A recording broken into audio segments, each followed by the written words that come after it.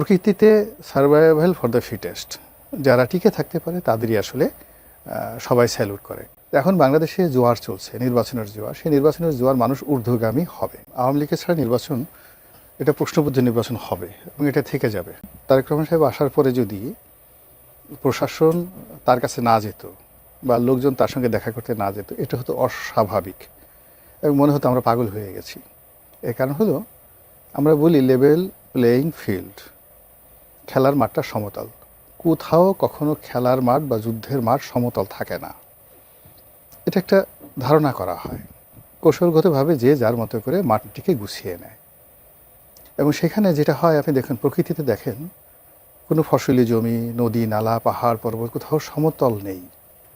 তো এই যে আমাদের যে ভূমির ল্যান্ডস্কেপিং আছে বা সমুদ্রের ল্যান্ডস্কেপিং আছে, সেখানে নিচু জায়গায় যখন অধোগামী হয়, ভাটার টান আসে, তখন মানুষ নিচে আসে, পালানোর জন্য হয়।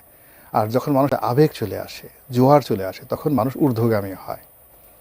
এখন বাংলাদেশে জোয়ার চলছে, নির্বাচনের জোয়ার। সেই নির্বাচনের জোয়ার মানুষ ঊর্ধ্বগামী হবে। তারেক রহমান সাহেব আসার আগে এই জোয়ারটি ছিল জামাতমুখী। সবাই তখন জামাতের আমিরের দিকে তাকিয়ে শান্তি পেতেন, মনে হতেন তিনি আকাশের পূর্ণিমার চাঁদ। মগবাজার মিন্স একটা তীর্থকেন্দ্র। রেল লাইন পার হলেই, তারপর শেষে আলফালা বিল্ডিংয়ের কাছাকাছি গেলেই মনে হবে যেন কিসের একটা গন্ধ আসছে, আতর, গোলাপ সেন্টের গন্ধ আসছে, পবিত্র পবিত্র মনে হতো। তার আগে, অর্থাৎ জামাতের এই যে জোয়ারের আগে, এই জোয়ার ছিল এনসিপির জোয়ার। তো সেই এনসিপির যারা কর্তা ব্যক্তি, সেই অফিসে বিএনপির বড় বড় নেতারা কি যায়নি? আসিফ মাহমুদ সজীব ভুঁইয়ার সাথে দেখা করার জন্য বিএনপির অনেক বড় প্রেসিডেন্ট মেম্বারে গিয়ে বসে থাকতেন।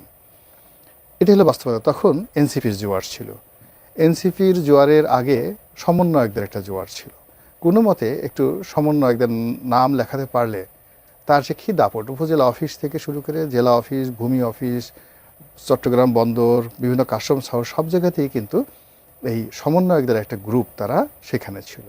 তাহলে আমাদের দেশে যে বছরের 6টা ঋতু, সেই 6টা ঋতু অনুযায়ী প্রতি 2 মাস পর পর চেঞ্জ হয়। তো আপনি এখানে গিয়ে দেখেন যে প্রথমে আমাদের সমন্বয়ক, তারপরে এনপি, তারপরে জামাত, বিএনপি, আর যমুনা কেন্দ্রিক ডক্টর মোহাম্মদ ইউনূস, আর এই এরিয়াস কেন্দ্রিক যে একটা জোয়ার। তাহলে আমাদের এই এক বছরে মানে 6বার করে কিন্তু ঋতু পরিবর্তন হয়ে গেছে। এটাই স্বাভাবিক। এখন বাস্তবতা হলো কি, প্রকৃতিতে সার্ভাইভাল ফর দ্য ফিটেস্ট, যারা টিকে থাকতে পারে তাদেরই আসলে সবাই স্যালুট করে।